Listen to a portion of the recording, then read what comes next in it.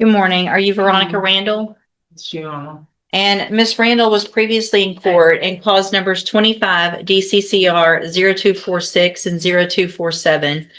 Entered pleas of guilty to theft of property with previous convictions, a state jail felony. Also entered pleas of true to prior convictions, which enhanced this to I believe, second degree felony for punishment purposes. The agreement was for a cap of 6 years in prison. I've received and reviewed that pre-sentence report. Have you all both had an opportunity to review that report? Yeah, Sean. Yes, sir. Are there any additions or corrections to the report? All good? What you read? All accurate? No, no additions. Judge, I don't have any additions or corrections. I would just state if it's the appropriate time for the court. When I look at it, I have some empathy for Ms. Randall based on the comments that she made. But how much can we take her out of her word with her criminal history? The court will recall you previously rejected 4 years in this case. I'll defer to whatever you think appropriate. Yeah, Judge.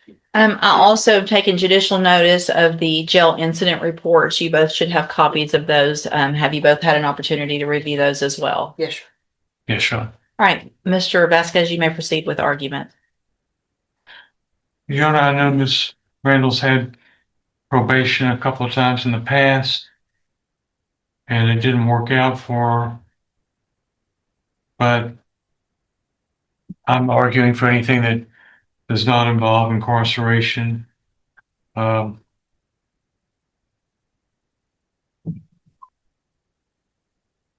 the court to just grant her probation with every condition, and that the court thinks best would help her to quit offending. And in lieu of that, I mean, in the alternative, you're not asked for something less than the 6 years if she's going to.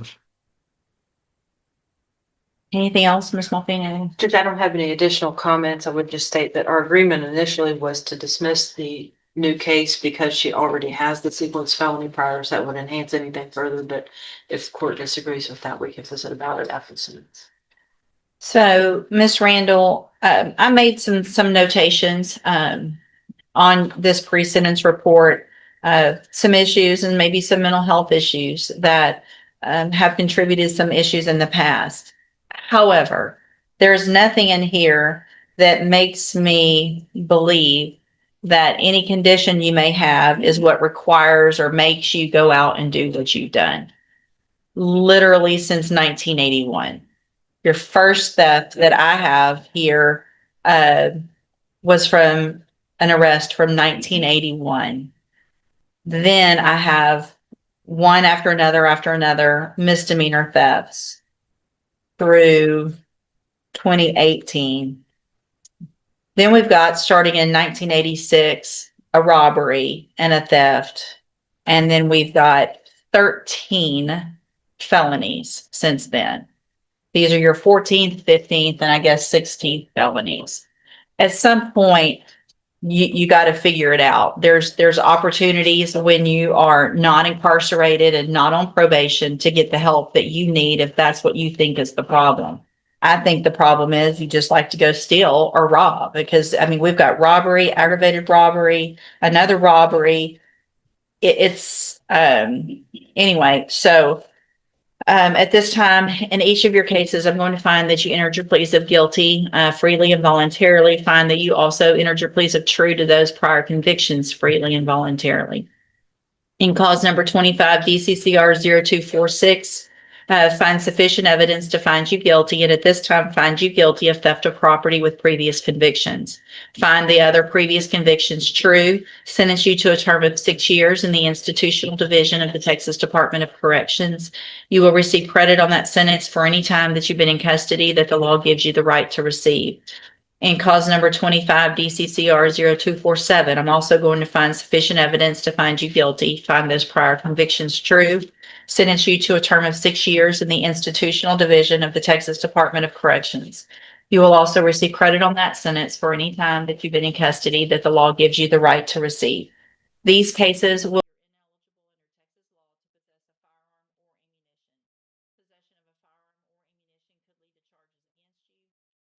Let's pause here. Notice the word concurrently. That means both 6-year sentences run at the same time. These not back cases to will back. run concurrently. So instead of which means stacking into together 12 at the years, same the time. total time stays at 6. I will sign Still a significant, but dismissal legally, that's in a clause big number 25 differentiating. DCCR 1686 as part of this agreement. I'm handing you the trial court certifications in each of your cases that shows that these were agreements that I followed, and so you've waived your right to appeal. I also handed you a written admonishment regarding your ineligibility to possess a firearm or ammunition. Because of the judgments entered against you,